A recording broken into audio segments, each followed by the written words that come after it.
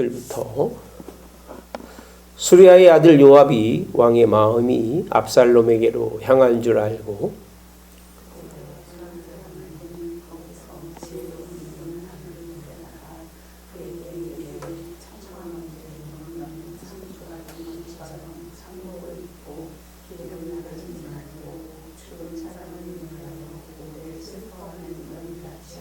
같이 봅니다. 왕께 들어가서 그에게 이러이러하게 말하라고 요압이 그의 입에 할 말을 넣어주니라.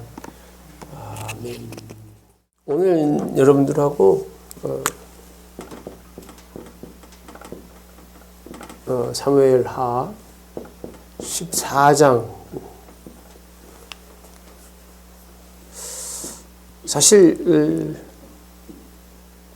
다윗의 인생을 보면 참 어렵게 이렇게 시작을 하죠. 뭔가 많은 고난과 환난을 이기고 이렇게 올라가서 왕이 되죠.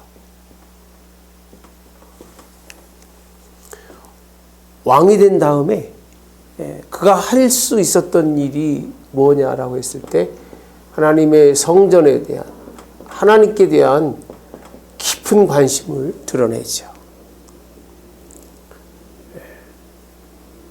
하나님이 이 부분을 받으시고 난 다음에 사실은 다윗이라고 하는 그 대단한 사람, 왕임에도 불구하고 사무엘 끝장까지 보면요, 가정에 관한 겁니다.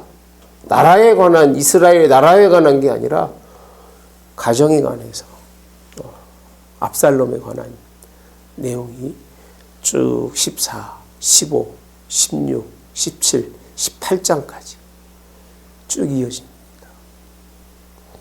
그리고 지나고 나서 이제 그들의 그 나라의 그 지도자들이 누군가 설명하고 다윗이 권고하는 말로 끝나는 게 사무엘 하의 내용의 말씀이에요. 뭐가 있었을까 다윗에게? 뭐가 있어요 다윗에게? 마지막도 결국은 형제들의 난이죠. 형제들의 난입니다. 이건 뭐 끊임없는 그런 역사 속에서 일어나는 일 같아요. 잘 아시다시피 우리 가인과 아벨이 이제 아담과 하와의 첫 자녀들이잖아요. 역사 속에서 하나님과의 관계 다음에는 가정이고 형제인데 가인이 아벨을 죽인 게 가장 먼저 성경에 등장하는 그런 내용의 말씀입니다. 똑같이 벗어날 수가 없는 것 같아요. 다윗이 그렇게 하나님 앞에서 이스라엘이라고 하는 나라를 세웠음에도 불구하고 그 가정에서 일어나는 이제 아주 감당하지 못할 이미 일어났죠. 지난주에 압살롬이 형을 죽이는 이런 사건. 그래서 압살롬이 이제 딴 나라로 도망을 가죠. 이게 이제 3장의 그런 말씀이었습니다. 압살롬이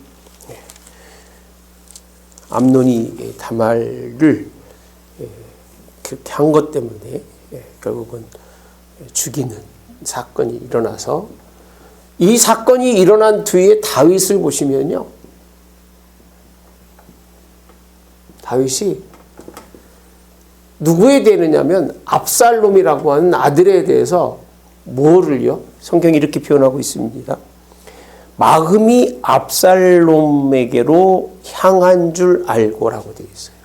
다윗의 마음이 압살롬이라고 하는 자녀에게로 향했다라고 표현해요. 참 부모가, 여러분 부모시 우리는요, 그죠? 부모인데 마음을 잘 잘 다스려야 됩니다.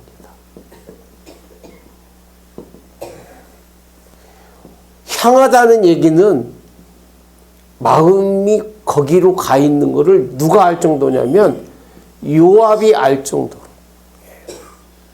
그러니까 이 편애죠. 편애. 부모가 편애는 건 참 이건 자식에게 또 다른 자식에게 상처를 주는 일이죠. 편애. 그렇게 형을 죽였음에도 불구하고 압살롬은 살았죠. 살아있는데 그 술당에 가서 귀향도 아니고 뭐라고 해야 되나요? 어쨌든 우리 근래 말로는 뭐라고 그러죠? 거기 가서 하는 것. 유배도 아니고 정치적으로 문제가 있어 가는 걸 뭐라고 그러죠? 어쨌든 그렇게 돼서 남의 나라에 지금 살고 있습니다. 그럼에도 그렇지 망명이죠. 망명돼 살고 있는데 그거를 보낸 후에 다윗의 마음이 형을 죽인 압살롬임에도 불구하고 죽인 후에나 죽이고 난 후에도 마음을 뺏기고 있다는 건 이거는 참 옳은 일이라고 볼 수는 있을까 없을까요? 없어요. 여러분, 부모가 마음을 다 준 줄 알으면요, 자식은 그 마음을 주었다고 받았다는 그 이유 때문에 너무 많은 걸 부모에게 요구합니다. 그 마음을, 사실 우리는 마음을 누구에게 드려야 돼요? 누구에게 드려야 돼요? 하나님께 드려야 돼요. 우리의 마음과 몸이 다 하나님께, 예수님께 드린 바 되어야 되는데, 주님께 드려야 되는데, 갈수록 이 부분은 멀어지게 되고, 왜 하나님이 교회를 세우도록 허락하지 않으셨으니까 할 일이 없잖아요. 그러다 보니까 그 모든 힘이 어디로 가느냐? 자녀에게로, 특히 누구에게로? 압살롬에게로 갑니다. 네. 여전히 가족에 대해서는 뭐라고 하죠? 우유부단? 네. 우유부단. 네. 결단하지 못하고 이렇게 쓸리고 저렇게 쓸리는. 다윗이 그런 사람은 아니잖아요. 그죠? 남에 대해서만큼은 칼같이 지키는 사람이잖아요. 네? 잘못된 일을 가지고 왔었을 때에 하나님의 뜻에 어긋나면 뒤에서, 그리고 일절의 용서가 없는 사람인데 누구에 대해서는? 자기 자녀에 대해서는. 자기도 마찬가지겠죠. 자기 존재에 대해서는. 사람이 그런 것 같아요. 나에 대해서는, 내 자녀에 대해서는 아주 다 이해하고 용서하고, 다른 사람은 이해하지 못하고 용서하지 못하는, 이게 우리 인간이 가지고 있는 가장 그 죄성 중에 하나겠죠. 네. 참 안타까워요. 뭐라고 표현하느냐면 이게 아버지 마음이라고 그럽니다. 이게 아버지 마음으로 이해하니까 누구 마음도 그렇다? 하나님 아버지도 이런 마음일 거라는 거예요. 다 용서해주고, 다 덮어주고. 하나님 그럴까요? 하나님 그러세요? 성경 어디도 하나님이 그렇게 아버지 마음을 비춘 곳은 없어요. 우리에게. 지가 하고 싶은 대로 하고, 이게 아버지 마음이라는 거예요. 아버지 마음으로 그런 자식이 있으니까 그 자식은 끝도 없어요. 끝도 없어. 어디로 나가는데? 죄로 나가는데 끝이 없고, 악으로 나가는데 끝이 없는 거예요. 예. 여러분, 어서 오세요.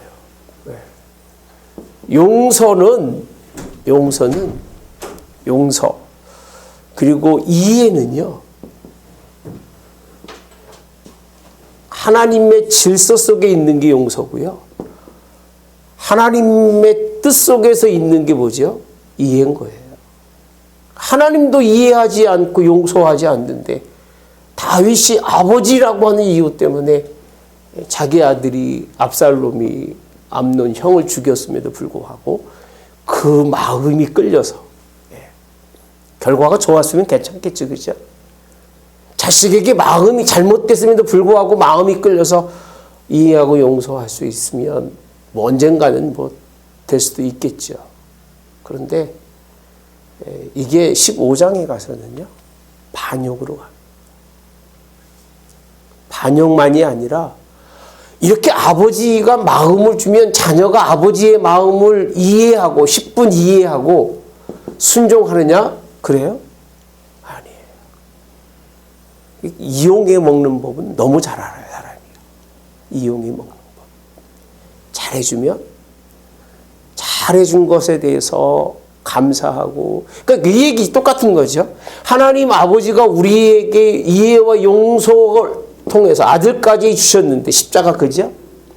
그잖아요. 아들까지 주셨는데, 우리가 이 아들을 받고 용서받고 이해받은 자의 삶이 어떠해야 되느냐라고 하는 건, 이건 물어보라면 안 한 거예요. 짐승도 아는 거예요. 짐승도 은혜 받으면요, 은혜를 갚으려고 자기의 그 본성을 드러내지 않잖아요. 짐승도. 근데 이 사람은 뭔가 좀 이상하다는 거예요.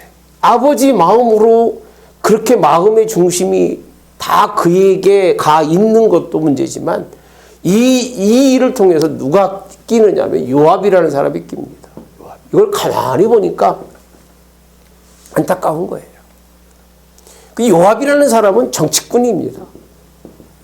정치적으로 볼 때 압살롬이 뭔가 큰 일을 할 것 같은 그런 아마 사람으로 느꼈으리라고 생각을 해요. 괜찮은 사람으로.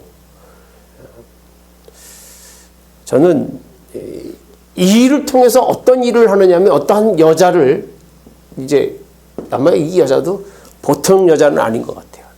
담이 큰 여자일 거예요.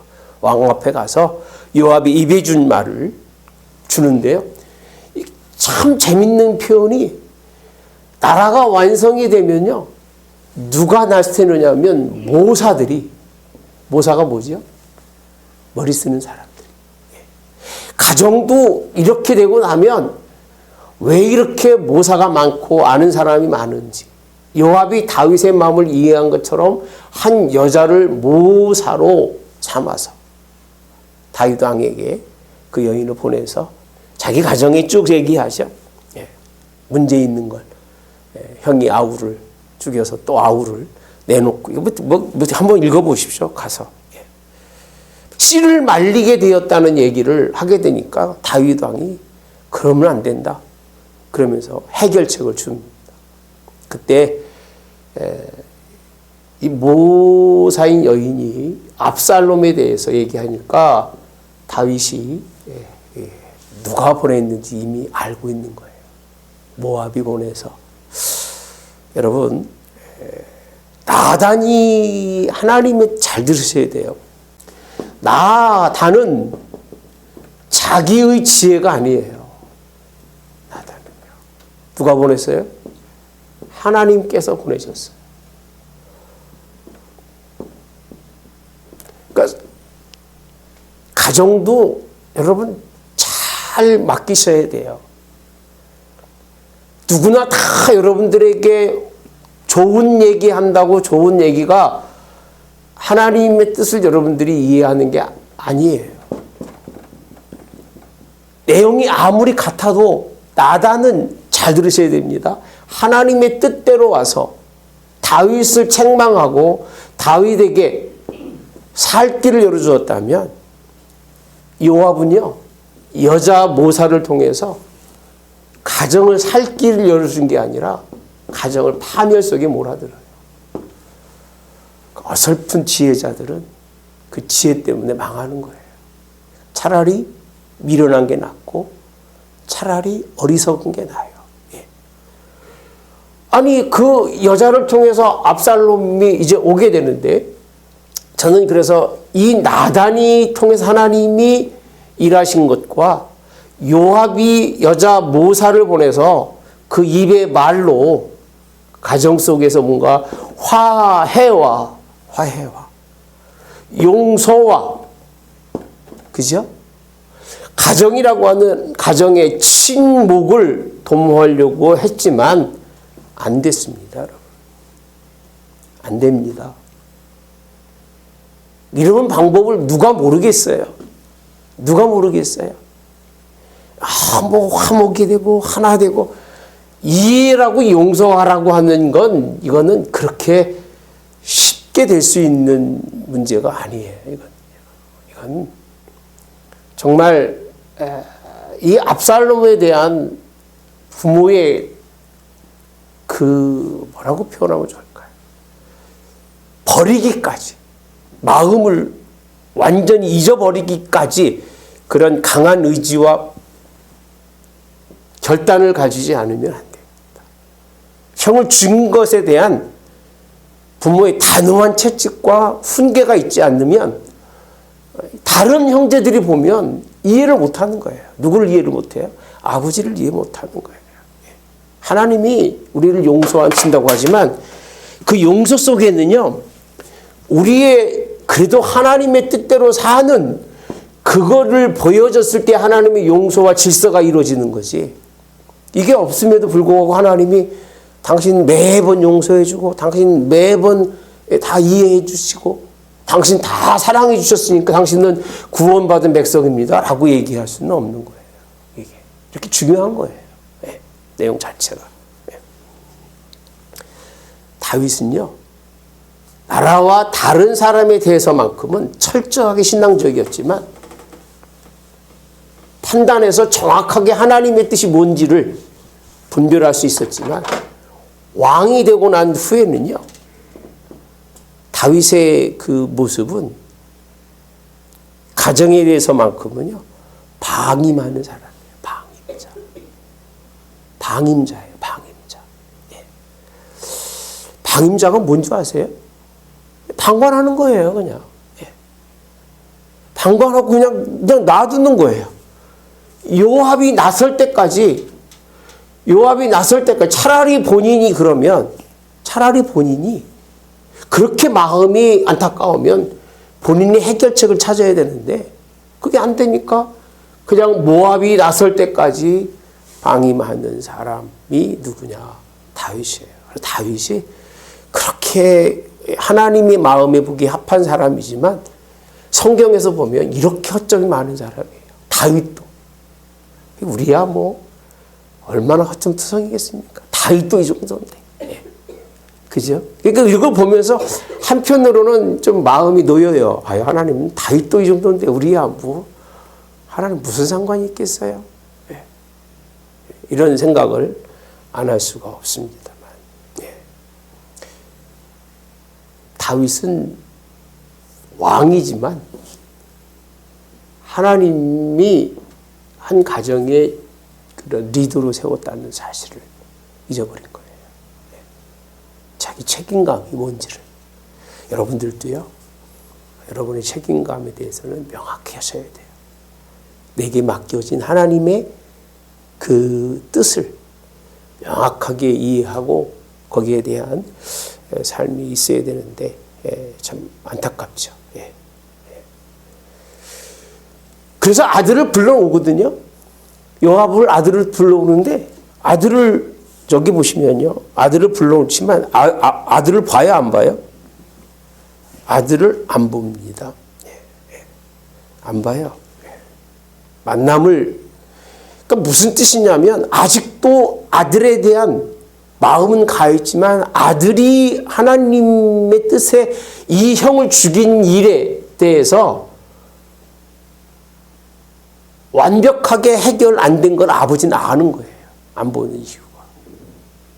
하나님의 뜻도 아니고 이건 사람이 봐서도 기단이다? 아니라는 거예요. 아니기 때문에 압살롬을 데려왔지만 압살롬을 안 보는 거예요. 못 보는 거예요. 왜? 이게 해결 안 되면 보면 돼요? 안 돼요? 안 되는 거예요. 아주 결단 있는 것처럼 안 보겠다. 이게 겉은 이 속은 다른 부분이죠. 안 보겠다는 그런 개념이 아니에요. 우리 같으면 어떻게 할까? 예? 이러면 어떻게 할 것 같아요? 형제들 간에. 결국은 우리 나이 먹으면요. 결국은 형제들의 문제로 그거 보다가 죽는 거예요. 잘 사는 집도 가봐도 그 모양, 못 사는 집 가봐도 그 모양. 그렇게 우리가 생각한 것처럼 성경이 말하고 있는 것처럼 형제간의 화해, 우애 이런 거에 그렇게 쉽지가 않아요. 그건 옛날이나 지금이나 똑같아요. 예. 깊이 들어가 보면 다 그런 게 있어요, 없어요? 있어요. 서로 사랑받으려고 하고 또 서로 더 가지려고 하고 가지고 줄 거 없는 사람들 행복한 줄 아시면 돼요. 예. 줄 게 있으면 머리통 터질 때까지 이론 가지고도 싸운다고 그래요. 예. 그 줄 거 없으니까 감사하셔야 돼요. 예. 이게 다윗의 가정을 왜 14장에서 이거 보이고 15장에서 압살롬이 반역하는 걸 보이고 16장에서 보지 못할 꼴들을 다 보이면서 결국 아들이 욥살롬이 죽죠. 압살롬이 죽어요. 여기서 한 가지 중요한 포인트가 있어요. 압살롬이 누군가? 압살롬이 누구예요? 그걸 여러분 생각하셔야 돼요. 압살롬이 누굴까? 사람 보는 눈이 없으면요. 결국은 알고도 쏟고 알고도 넘어지는 거예요. 압살롬이 어떤 사람이냐 제가 한번 쭉 뽑아봤어요. 어떠나 압살롬은 외적으로는요. 어떤 사람이에요? 외적으로 어떤 사람이에요? 자 봅시다. 25절. 온 이스라엘 가운데 압살롬같이 아름다움으로 라고 되어 있습니다. 남자인데 아름다움으로 표현하죠. 그 다음에 뭐라고 되어 있어요? 칭찬받는 사람이 없대요. 여기 뭐가 보이세요? 예? 뭐가 보여요? 아름답다는 거예요. 외적으로는요. 이렇게 외모적으로는 이 압살롬만큼 잘 꾸며진 사람이 있다 없다? 없다는 거예요. 이스라엘에. 누가 기억나세요? 누가 기억나요? 사울도 그랬잖아요. 사울도 키가 크고 그죠? 예, 준수한. 예. 자, 두 번째로는요. 외모적으로 설명해 주고 있습니다. 그는 발바닥부터 정수리라고 되어 있습니다. 그럼 어디예요? 온몸이죠. 우리가 뭐라고 표현하죠? 예, 그걸 뭐라고 표현해요? 팔방 미인이라고 표현하죠. 예. 팔등신이라고 표현하는데 이 전체적으로 온몸의 균형이라고 하는 것이 얼마나 잘 맞춰졌는지 머리끝에서 발끝까지 뭐가 없어요? 흠이 없대요. 지금 이게 내적이에요, 외적이에요? 외적이에요. 너무 훌륭한 거예요. 너무 멋있는 거예요. 너무 괜찮은 거예요. 여러분 어려서부터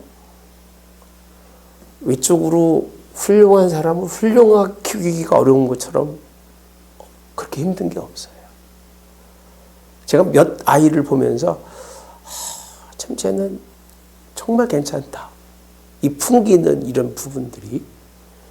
근데 그렇게 크는 아이들이 그리 많지는 않더라고요. 그래서 그 정치계에 있는 사람도 보세요. 나보다 키 큰 사람 없을걸? 저기 판사 그 사람 보세요.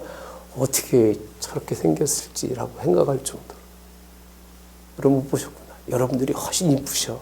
거기 재판관에 있는 여자들보다. 어떻게 생겼는지 모르겠더라고요. 어쨌든 외적으로 이렇게 준수해요. 훌륭해요. 멋있어요. 그의 머리털이 무거움으로 연말마다 깎았다고 되어 있습니다. 그 머리털을 깎을 때마다 달아보니 머리털이 왕이 저울로 200, 이게 모두 지금 멀쩡한 거예요? 모두 멀쩡한 거예요? 머리털까지도요. 뭐 하나 외적으로는 부족한 게 없는 사람이에요. 압살롬이라는 사람이. 그러면 하나님이 이런 걸 보면서 참 저런 사람이 하나님 일꾼 쓰실 거야. 이렇게 말하기가 쉬워요. 사람들이 볼 때는. 충분히 그럴 만해요. 그죠? 그럴 만한 자격도 있는 사람이고 그럴 만한 모든 걸 갖춘 사람이에요. 사실은. 제가 볼 땐 그래요. 그렇다고 하나님이 사용하는 건 아니에요. 27절에 가보시면요. 압살롬의 아들 셋과 딸 하나를 낳았다라고 되어 있어요. 아들 셋, 딸 하나. 자녀도 낳았는데 딸은 다말인데 18장에 한번 가보시면요. 18장에 한번 가보시면 18절에 압살롬이 살았을 때 자기를 위하여 한 비석을 마련하여 세웠으니 이는 그가 자기 이름을 전할 아들이 내게 없다고 말하였습니다라고 되어 있어요. 아들이 몇이었어요? 셋인데 압살롬이 그 반역한 후에 세월이 흘러가면서 아들 속에서 자기 이름을 전할 만한 아들이 없다는 얘기는 아들을 다 잃었다는 거예요. 그 얘기입니다. 이게 왜 제가 이걸 찾았느냐면 아무리 외적으로 잘 갖춰졌어도 내면의 세계가 악하면 하나님이 이 사람의 내면의 세계 때문에 자녀를 두지 않으셔요. 형의 그런 죽이기까지 했던 사람이 얼마나 내면적으로 악합니까? 악하다. 그렇게 죽이고도 자기의 그 죄에 대해서는 형 때문에 그런 거니까 나는 죄가 없어. 사람을 죽여도요. 그가 내게 상처를 줬으면 내가 그를 죽여도 아무 양심의 가책을 못 받는 거예요. 그러니까 자꾸 그게 더해가면 양심이 화인 맞아서 그가 악인지 선인지도 구별이 안 돼요. 나중에. 그러니까 여러분 상대적이라고 생각하지 마세요. 죄는 상대적이 아니에요. 누가 나한테 프레셔를 줘서 내가 그 압박을 못 이겨서 내가 욕했어요. 그렇다고 내가 바른 사람은 아니에요. 그죠? 그죠? 그가 문제가 있어서 그가 하나님 앞에 죄인이고 나한테 상처를 줬지만 내가 그것 때문에 상대방에게 똑같이 했다고 하면 그는 같은 거지 내가 더 나은 사람은 아니에요. 먼저 시작했으니까 갚아. 형이 내 동생을 그렇게 강간했으니까 내가 죽여도 돼 라고 생각해서 죽이고 난 다음에 그의 내면의 세계는 황폐해진 거지 더 나아진 게 있을까요? 없어요. 그러니까 자기만 손해인 거잖아요. 그죠? 결국은 하나님께 맡기고 회개하고 아버지의 마음을 알았으면 자기가 아버지 마음을 알았으면 가만히 있으면 되는데 두 번째 어떤 일이 생기냐면 성경에 보면요. 2년 동안 예루살렘에 왔는데도 안 보니까 요압이 이제 자기를 아버지한테 안 하니까 종을 시켜서요. 압살롬의 종들이 요압의 그런 밭 근처에 가서 불을 지릅니다. 불 질러요. 봅시다. 내면의 세계가 악하니까 형을 죽이고 예루살렘으로 요압 때문에 돌아왔는데 왜 나를 데려다 놓고 아버지한테 안 시키느냐고 요압의 밭에 뭐를 지른다고요? 불을 질러요. 맞습니까 이게? 인내에 맞는 겁니까?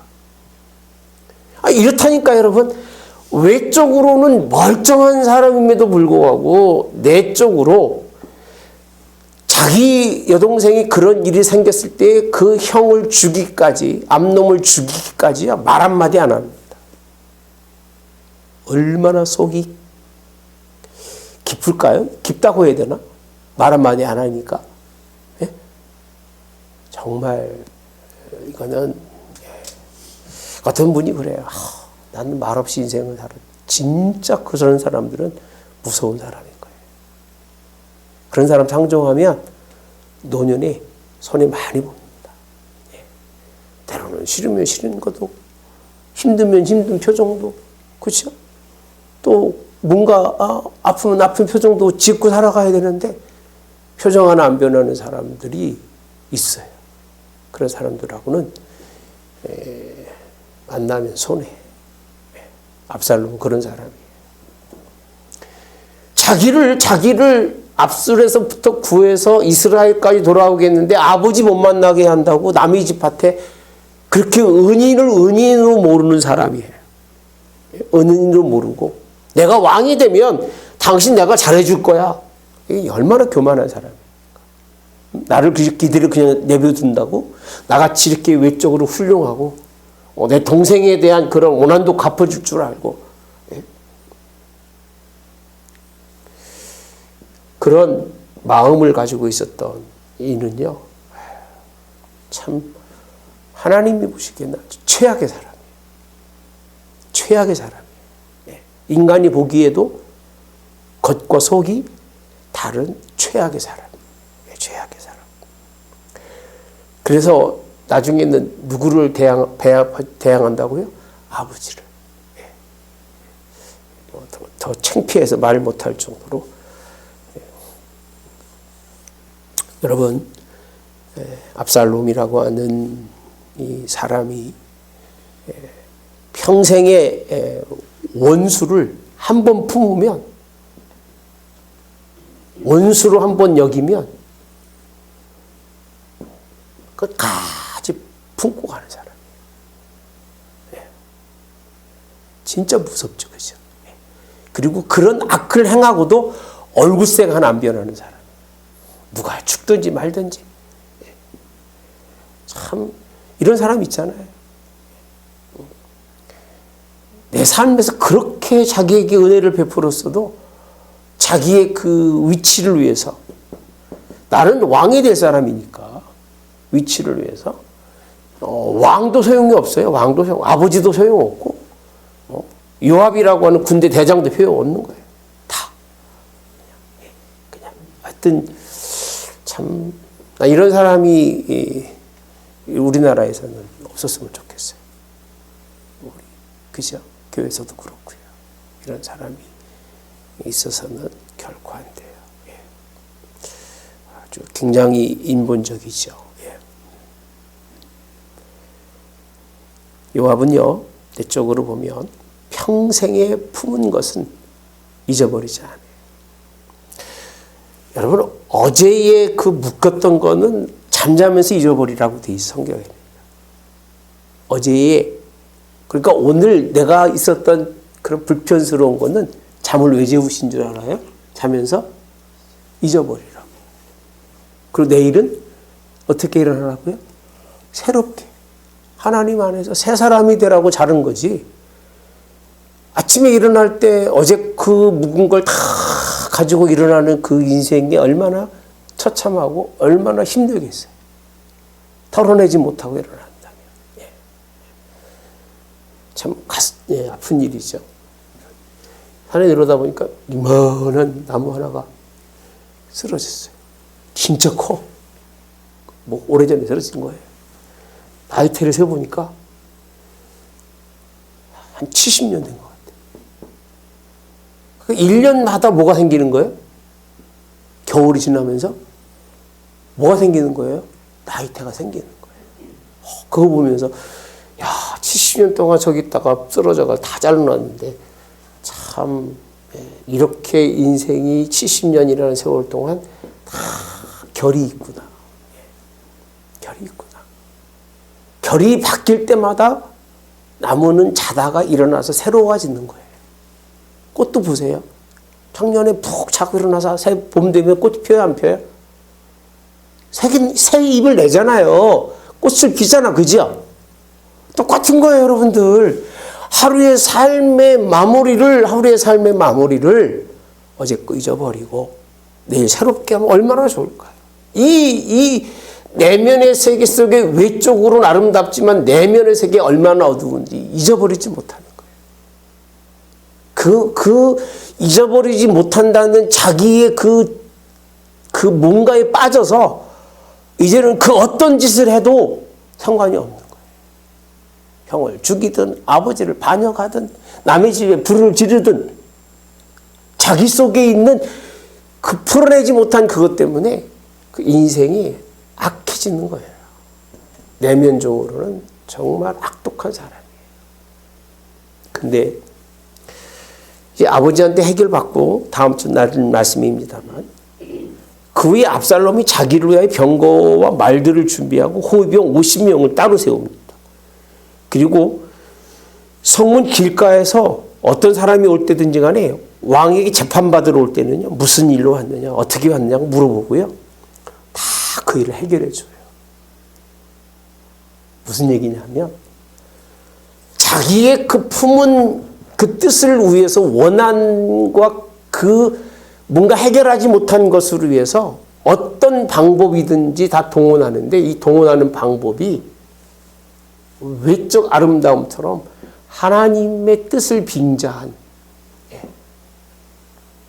이게 약한 거라는, 그래서 악하다는 거예요. 그러니까 하나님의 뜻을 다 이해한 것처럼 다른 사람들이 힘들고 어려운 거를 다 이해한 것처럼 거기에 앉아가지고 사람의 마음을 사는. 우리는 사람 마음을 사지 말아야 돼요. 15장에 가서 제가 하신 말은 뭐냐면요. 다윗은 아들의 마음을 살려야 하다가 망한 사람이에요. 자식의 마음, 자식을 마음으로 살려다가 망한 사람이에요. 압살롬은요, 백성들의 마음을 그냥 다 훔친 거예요. 훔쳤다고 돼 있잖아요. 마음 다 훔칩니다. 훔쳐서 결국은 그것 때문에 망하는 거예요. 누구든 그를 하나님께 맡기고요. 하나님과 뜻이 다르면 굳이 개입할 이유가 있다 없다? 없어요, 여러분요. 굳이 개입할 이유가 없어요. 그 누구든 간에. 참 좋은 14장에 우리에게 주시는 가르침인 것 같아요. 좋은 가르침. 부모로서 너도 우리 자식들 키우잖아요. 신앙적으로 내 마음에 안 드는데 그런 부분들을 어떻게 해야 되나. 고민이잖아요. 그죠? 고민이에요. 사실이에요. 고민 아닌 사람 어디 있겠어요. 하나님께 맡기기도 하지만 굳이 마음을 향해서 그 향한 마음 때문에 그 아들이 돌아오고 그 아들이 잘할 것 같은가 라고 물어본다면 퀘스천이에요. 그거는.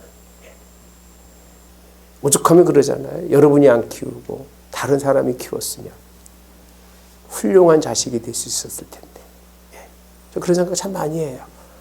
저렇게 훌륭한 우리 아들들이 내가 아버지가 아니었으면 얼마나 참 잘 컸을까. 나 같은 사람 때문에 나의 성품 때문에 뭘 그렇게 유익이 됐을까. 이런 생각을 참 많이 해요.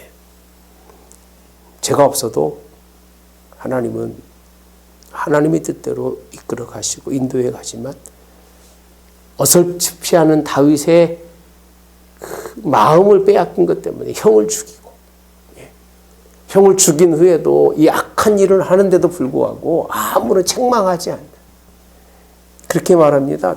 압살롬에게 대해서는 다윗이 한 번도 왜 그러느냐고 물은 적이 없다고 얘기할 만큼 그렇게 외형적으로나 삶에 그런 드러나진 않지만 이 사람 속에는 뭔가 하나님 담아두면 그 담아둔 것을 용서하지 않는. 형 압살롬도 아마 다말이라는 이유 때문에 죽였을 거예요. 누이를 강간해서만이 아니라 그 빙자죠. 그거를 빙자로 해서 형이 죽어야 자기가 그 자리를 차지할 수 있으니까. 아버지 성품상 자기가 먼저예요? 형이 먼저예요? 형이 먼저죠. 성경적으로도. 그러니까 이렇게 교살하고 어떤 이유로 빙자해서 이런 일을 했던 압살롬은 아무리 외적으로 그래도 내면적으로는 악한 자에 지나지 않는다. 이게 한 챕터예요, 여러분.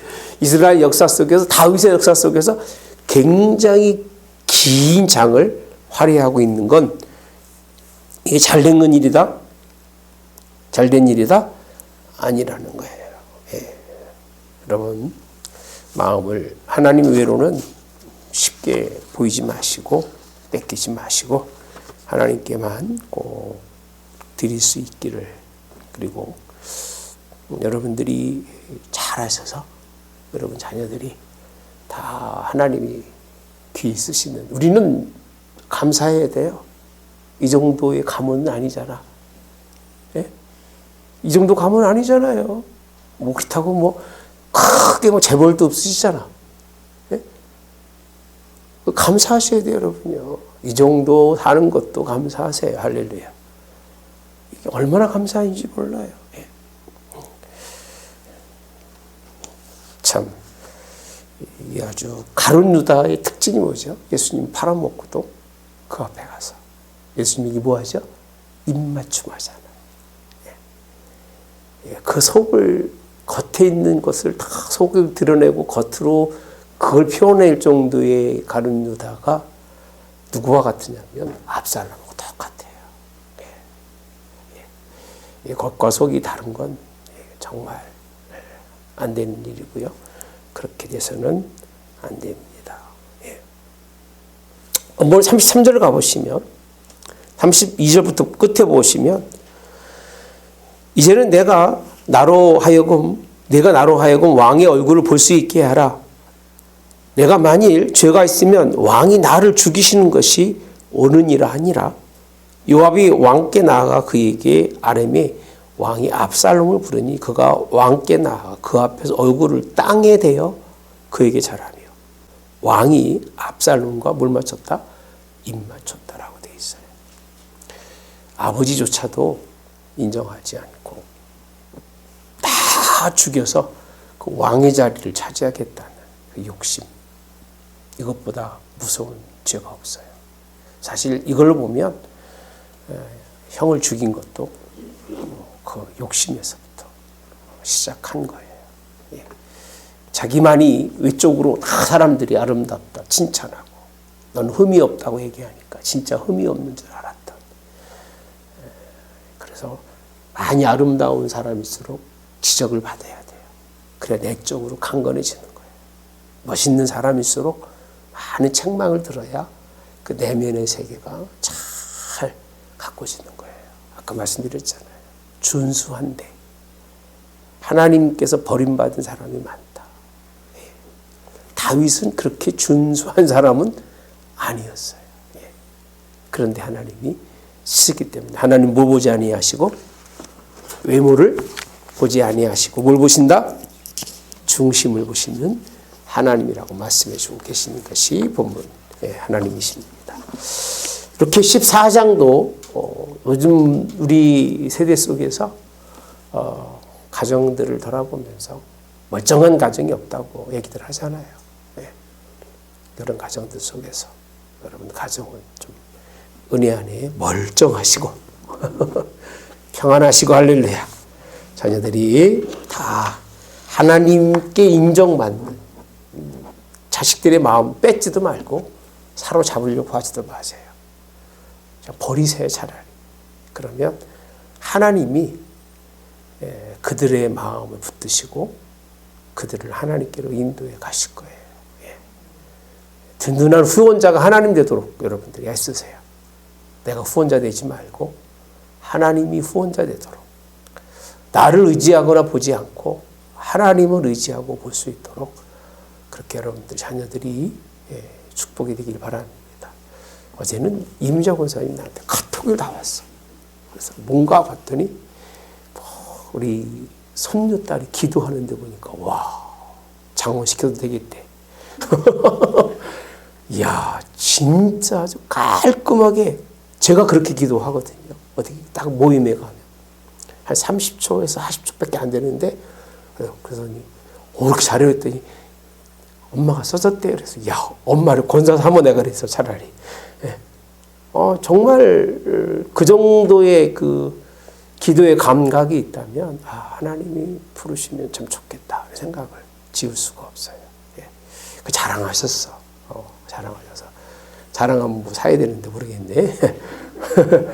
진짜 아주 칭찬할 만해요. 예.